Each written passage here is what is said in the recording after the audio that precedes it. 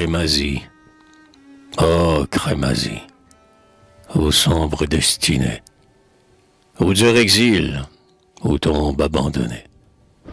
Par la vie et la mort, tu fus trahi, car même dans ta cendre, le Canada ne daignait te défendre contre le sort.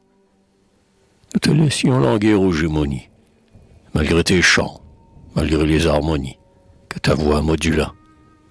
Mais une basse et dégradante offense a cravaché notre reconnaissance. Et nous voilà.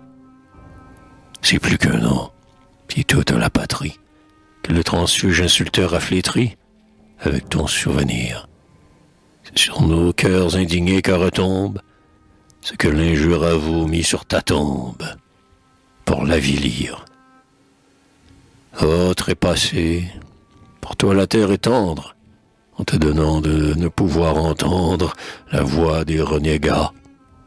Mais par-delà les vagues en démence, le cri d'un peuple au fond du noir silence, tu l'entendras. Ce vers sublime accordé sur ta lyre, que le drapeau de Carillon inspire aux vieillards à genoux. Nous le clamons à grande poussière. Vous qui dormez dans votre froide bière, réveillez-vous. Assez longtemps, poète, ta mémoire a reposé dans une paix sans gloire, sous le laurier fané. Voici venir l'aurore grandiose. Réveille-toi pour ton apothéose. L'heure a sonné.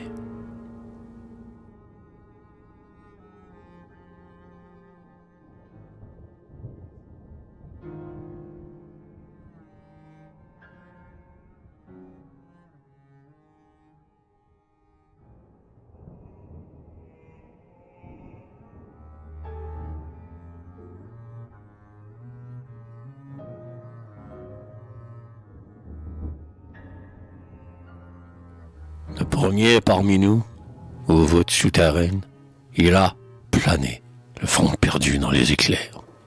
Il a fait résonner la fierté des beaux vers dans le ciel constellé des gloires canadiennes. Et sur notre Parnasse, il reste le plus grand, par la forme énergique et la haute pensée, qui voltige, amplement limpide et cadencé, du frisson triomphal aux sanglots déchirants. Attentif à l'écho de nos magnificences, il a, du drapeau blanc déroulant les vieux plis, salué la splendeur morte des fleurs de lys et s'amuse à pleurer sur nos désespérances. Et comme avec l'épée altière des aïeux, il a taillé son œuvre à même notre drame. Tout le rêve d'un peuple a tenu dans son âme, pareil au lac géant qui reflète les cieux. Plus tard, il s'est ému devant le tricolore, et tant de ces vaillants et fidèles soldats, dont l'amour filial ne se mesure pas aux teintes du drapeau que la patrie arbore. Les siècles de son nom devront se souvenir, si la fatalité nous ravit à la gloire.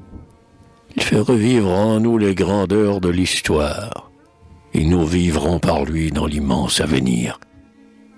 Souvent, au cours de l'âge, une voix inspirée, qui vibre sur l'écho d'un peuple enseveli, réveille, au fond des temps comme au fond de l'oubli, le passé de ce peuple et sa langue sacrée. Nous l'aimons pour les chants auxquels il préluda, pour le verbe qui vit quand meurent les empires. Nous dont le cœur français palpite au son des lyres, nous l'aimons pour la France et pour le Canada. Le rêveur s'endormit, emporté par ses ailes, dans les vertigineux lointains de l'idéal, et tomba brusquement sur le pavé banal, brisant à tout jamais son bandeau d'étincelles. Il a sombré dans les abîmes d'une loi qui punit l'imprudence et sauve l'infamie, naufragé ballotté sur une onde ennemie, où la ruse est boussole avant la bonne foi. Il sait, devant la honte, enfui dans la misère.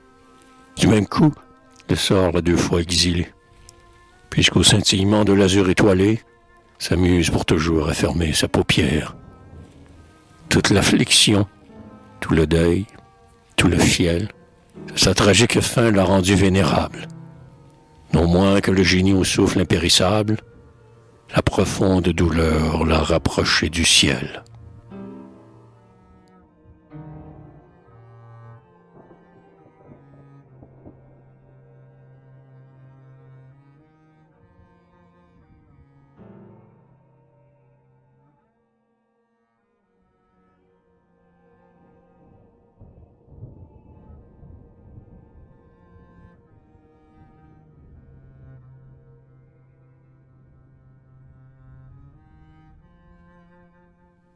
Les bords du Saint-Laurent reverront le vieux maître, car nous joindrons bientôt, pour le faire renaître, la majesté du marbre, l'éternel airain. Pour qu'il ne souffre plus et jamais ne s'envole, nous le scellerons bien dans le double symbole de l'airain qui demeure et du marbre serein.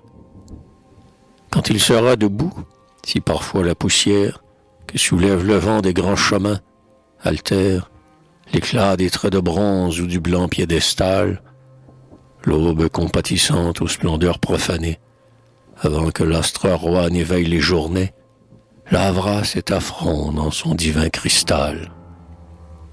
Et dans l'immensité de notre âme fervente, nous lui ferons une autre aurore éblouissante, dont les pleurs laveront les taches du passé.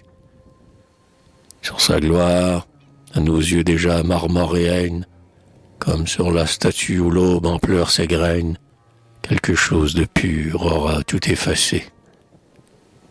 Immobile à jamais dans sa noble attitude, nous le dresserons haut devant le multitude, entre le mont royal et le fleuve géant, ainsi que dans son œuvre effleurant les nuages, il faut qu'il apparaisse au long regard des âges, enfin maître du sort et vainqueur du néant.